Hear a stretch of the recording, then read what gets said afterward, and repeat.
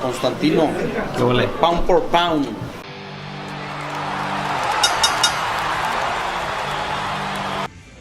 Ah! Oh shit. I fucking fell off the chair, man.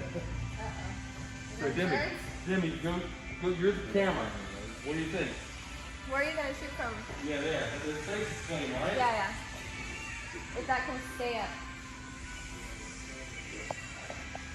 Dude, this is really working. Everyone says it's not gonna work.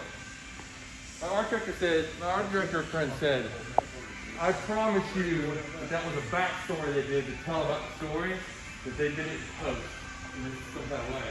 The arrows just never stay. Like, wait and see. It's always a way. Okay, I'm gonna get ready to shoot.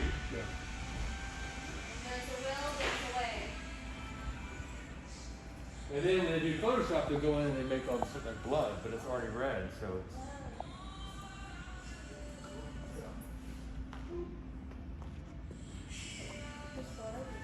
Good job. Good job. Don't move, whatever you do. We're gonna have to, I think we're gonna have to tape Which one? this one Right. that way. This one's The top. He's actually better than Oh, Yeah, I like it. Basically, Sye gave me a call and he said, you know what, we're redoing this really interesting picture where Muhammad Ali, kind of like, you know, they did it for Esquire magazine.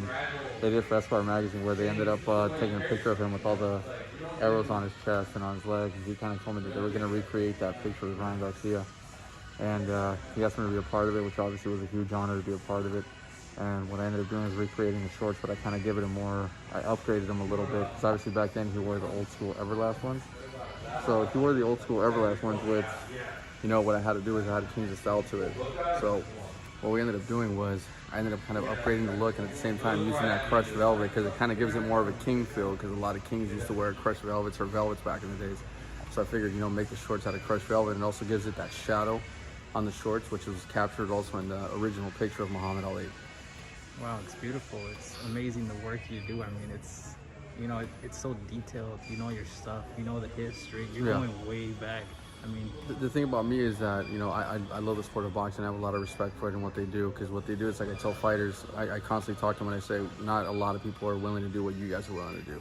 So to choose me as your designer, to me, it's already a huge honor, which is why I love doing projects like this. as far as the inspiration when you built this?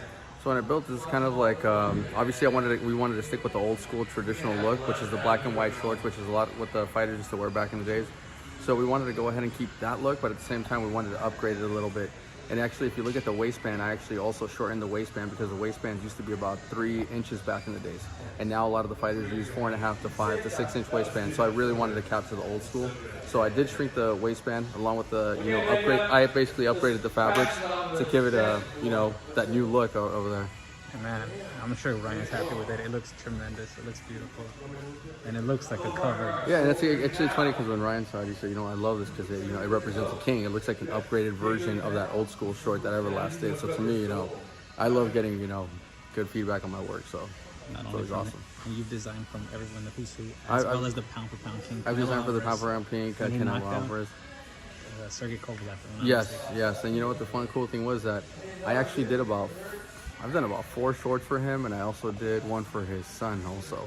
I did a boxing outfit for his son, which that was a huge honor also. I didn't want to close it or do it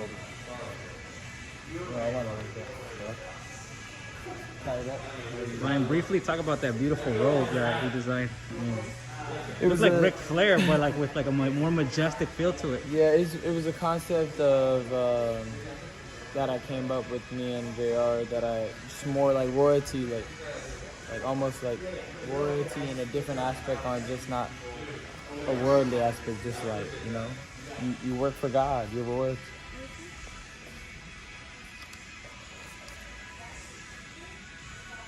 It's like a heavenly angel fighter right there. And then the lettering is different too, right? Yeah, yeah. Kind of got that warrior, Japanese. like Japanese style, like warrior, yeah. I want this the best lighting you could get. Like, I want like shadows, I want beauty, I want all that in the shot. Come on, Victor. I like it. You want me to shoot a white crisp like? I want like What was your thought pattern when you designed this beautiful? I was thinking, because when I sat down with Ryan, we were chilling at his house, and basically Ryan comes up to me and he says, you know what, JR, I want to do this next outfit, but I want it to really represent like a warrior of God in a way. So obviously when we think of warrior of God, you know, we think of white, we think of gold. So I really wanted to do one that represented like if an angel was given a boxing outfit, this is kind of what I feel like it would look like. Something angelic, something very like... It's beautiful, man. You know what I mean? Like, that's probably like the most beautiful robe I've ever seen. Like, and the crazy thing is that in person, it's like a way better. Like when you see it in person, it's just the detail, you can't see it from far. You have to be this close. Yeah, you have to be like, you really have to be close just to see it, to see the textures and everything. And I like to mix textures, and it's crazy because like people don't even know, like some of these fabrics, like you can't even use them in the arm, so you have to use different kind of fabrics in order for that. You know, for mobility and all that fun stuff. So there's a lot of small details that goes into it when it comes to designing. And yeah, like I said, this was a fun one. And it really I usually have to beat my brain and go into meditation mode to really get it done. Let me ask you something. When you come up with the inspiration, because obviously first you kind of see it in your head. Yeah. What's the process like? So if you really like, you know what the funny thing is that I've sat in front of fabrics, and when I sit in front of fabrics, I don't really come up with a design sometimes. Really, I have to sit there and kind of like, I have to sit there and I kind of have to meditate. Like I legitimately have to meditate, and I have to. It's kind of like how those like, you know, it's kind of like those guys that do math, right? Like the guys that do math, what do? They move numbers in their head. So what I do is I move the designs in my head. I move the artwork in my head. I move everything around. I'm sitting there and I repeat the colors. Like him, I'll be like white, texture white, texture gold, gold, texture gold, gold, and I'll just be going like that in my head. So you're just moving it around, like, okay, gold piping, and then you're like moving. It sounds weird, but that's kind of what's going on in my head. And it gets to the point where I'm just like moving it around, and then I'm like, you know what? I see the fabric. I don't know if it exists, but I see it. So now I got to go look for that. So it's really a process where your mind has to be clear. I've gone to the point where I go and I look at fabrics, and I'll go like 3 times, and I'll sit there and I'll stare at them. Even guys, they look at me weird because I'm sitting there with like a dead stare because I'm really just trying to figure out what I'm trying to put together. And there's been times that I've gone back to the same location and I can't create. And then after that, I have to clear my mind 100%. When I get there, I don't even know what I'm doing sometimes, but I just go, give me that, give me that, give me that, give me that. And then that's how you test yourself as a designer, is just choosing things and then creating something out of it. So it's almost like clay. You're just playing with it. You're playing with it. And then sometimes, one time, it was crazy because I only had one shop to choose from. So I'm like, if you're a real designer, you're going to create Julio Cesar Chavez Jr. He wanted 3 outfits. So I'm like, as a real designer, I have one shop to choose from. So I have to come up with 3 designs from this shop only. And if I'm not mistaken, it was on short notice, right? It was short notice. It was less than a week notice. So in less than a week, I had to come up with 3 designs. So you're probably getting what, like 4 or 5 hours of sleep? I was literally getting, honestly, this is the first time I have bags under my eyes because this is my lifestyle. Like, this is what I do is my lifestyle. And every day is a new adventure, basically. It's a new adventure. It's a new person that calls me and says, yo, I need a design. So definitely it's got some excitement to it. So this is the price we pay, and the long sleepless nights and long hours, basically. Paid in full. And let me tell you something, man. You create the most beautiful outfit. I'm seeing this, I'm already your biggest fan of your work, man. This is beautiful. Thank you. And honestly, like I said, one thing you see it on camera, and one thing, like you said, when you see it in person, it's a completely different feeling. And like when Ryan first saw the shorts before you got here, he just freaked out on the shorts. He's like, wow, like this is like a lot better than I imagined. And me, I'm like, why am I not recording these moments, right? Like Canelo too, the first time he wore my shorts, he's like, JR, wow, this is the most comfortable short I've ever worn. He's like moving around the room and all that. And I'm like, man, I really wish I could start capturing all these moments. You know what I mean? Next time I'll be there. Huh? Next time I'll be there for the next premiere when you show it to them. I want to be there to capture. Yeah. Because it's raw. It's raw footage. And honestly, it's like the first time they see it, and like they love it. It's different. And to me, it's like, look at it. It just looks like art. You know what I mean? It's just art. Like the little hints, the little details. And you see how I even threw it off with that metallic gold belt. Like, that's my way of throwing it off. See, because sometimes you don't want to overpower it, because when you overpower it, it doesn't come off clean. So as you can see, you got different textures. And if you really look at it, there's legitimately different textures that you see. Like, you got the crocodile that's wrapped around the lapel. Then you got the matte white in the arms. And then look at that other textured white. You see what I mean? It's legitimately just mixing everything together. It's beautiful. Wow. Thank you, Zinzun. I can go on for hours, man. We will. We're here with Sye Williams, great photographer who just finished a tremendous photo shoot with Ryan Garcia. I feel like I captured a moment in Ryan Garcia's history. Talk to me about the shoot. Yeah, it was. We've actually done some stuff before for the ring. Right. I think we followed Robert Duno. What's his name? Romero Duno. Romero Duno, right? Romero Duno. So we did a story a couple months ago for the ring, and it kind of followed Ryan through the fight week, and then into the fight, after the fight celebration.